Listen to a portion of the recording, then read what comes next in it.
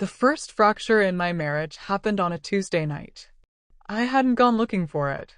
I wasn't snooping. I wasn't even suspicious. Her phone lit up on the kitchen counter, screen facing upward, with a message that read, "Can't wait to see you tonight." I froze. At first, I didn't touch it. My hands were slick with dishwater, trembling, as though my body already recognized what my mind refused to face. My wife, Claire, the woman I had shared 12 years with, the mother of our daughter, was supposed to be at her friend's book club that night. I dried my hands, picked up her phone, and scrolled through the rest of the thread. The texts were playful, affectionate, flirtatious, words I hadn't heard from her in months. Not since she had grown distant, always exhausted, always preoccupied. Then I saw his name, Ryan. My stomach dropped in on itself. He wasn't a stranger. He was the contractor who'd redone our porch last summer. I had invited him for beers. I had trusted him. Breathing became impossible.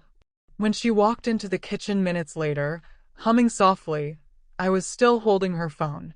Her eyes darted to it, and for the briefest instant, panic flickered across her face. She masked it quickly, forcing calm, but too late. "Why?" I whispered. My voice cracked, thin and broken. She froze. "James, please, not now." Her lips parted, then closed again. Her silence answered me better than words ever could. That night was pure torment. She admitted they'd been talking for months. That it just happened. That being with him made her feel alive again. Each word twisted the knife deeper. But the real blow came when she confessed she was meeting him at a hotel that very night. She insisted she hadn't decided if she'd go through with it, as if the decision itself weren't already betrayal. I sat on the edge of our bed, staring at the floor, while she packed an overnight bag under the excuse of needing space. Our daughter, asleep down the hall, had no idea her mother was choosing another man over her family. When Claire zipped the bag, I looked at her with eyes that must have been hollow. "So that's it? After everything we've built, you're throwing it all away for him?" Her jaw trembled.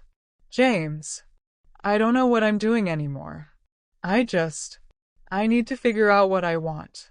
I let her leave, but not without words she could never erase. "Claire, if you walk out that door tonight, you're not just spending the night with him. You're burning down everything we are. You're choosing a stranger over your husband, over your daughter, over your family. And once you do that, there's no going back. Do you understand?" She hesitated, clutching the bag. Tears welled in her eyes. And then she walked out. The hours after she left were unbearable. I sat in the dark living room, replaying every memory of our life together.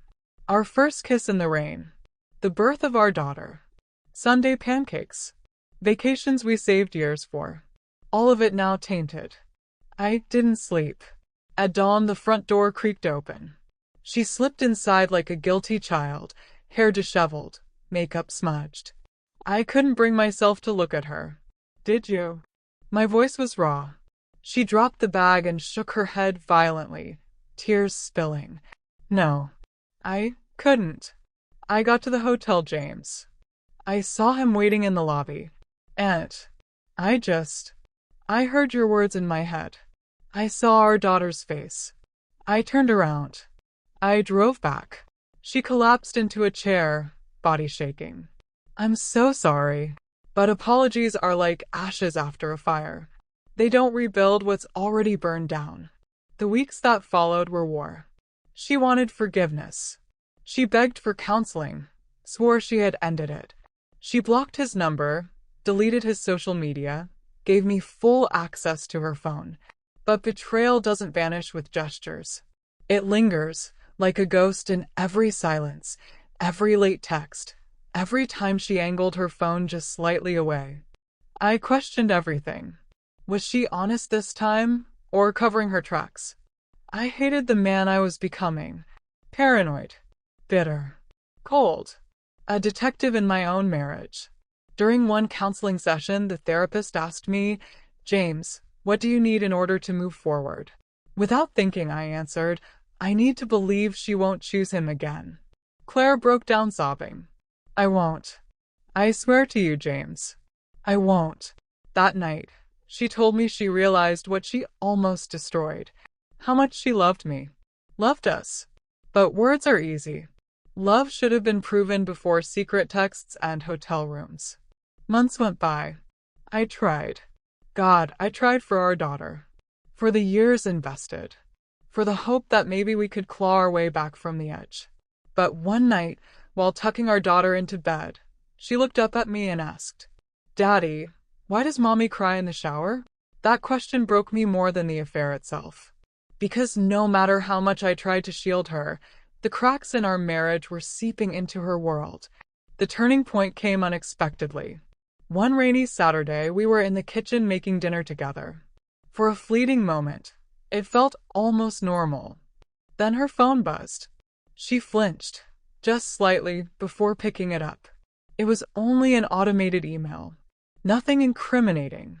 But in that instant, my chest clenched. The trust was gone. Utterly, irreversibly gone. I set down the knife I was chopping with and looked at her. Claire, I can't do this anymore. Her face went pale. James, please. I've been trying to stitch something back together that's already torn beyond repair. I don't trust you. And without trust, there's no marriage. Just the memory of what used to be. She cried silently. This time she didn't argue, maybe because she knew I was right. The divorce was excruciating but strangely freeing. I grieved the life we built, the love we lost, the family that would never be the same. But I also felt a weight lift, the weight I hadn't realized I'd carried since the night her phone lit up with his message. We agreed to co-parent, to stay civil for our daughter's sake. But the part of me that once believed Claire was my forever died the night she packed that overnight bag. Months later, over coffee, she asked me, Do you ever think about that night? The hotel. I looked at her for a long time before answering. Every day. But not for the reason you think. I don't think about what you did or didn't do with him. I think about what I said before you left, that once you walked out, there would be no going back. And I was right. Her eyes filled with regret. If I could undo it. You can't, I interrupted softly. We're not the same people anymore. You made your choice. And I made mine. She nodded, staring into her cup. And for the first time, I didn't see my wife, or even my betrayer. Just another broken soul who had lost her way. It's been 2 years now. I live in a smaller, quieter house, one that fills with my daughter's laughter on weekends. The ghost of betrayal still lingers, but I've learned to live with it, to accept that some wounds don't heal, they simply become part of who you are. People sometimes ask if I regret staying as long as I did after I found out. My answer is complicated. No, because I needed to try. I needed to know I had done everything before walking away. Yes, because trying nearly destroyed me. But in the end, the words I spoke that night weren't only for her. They were for me. A reminder that love is precious, but self-respect is priceless. And sometimes, the bravest thing a broken heart can do is walk away,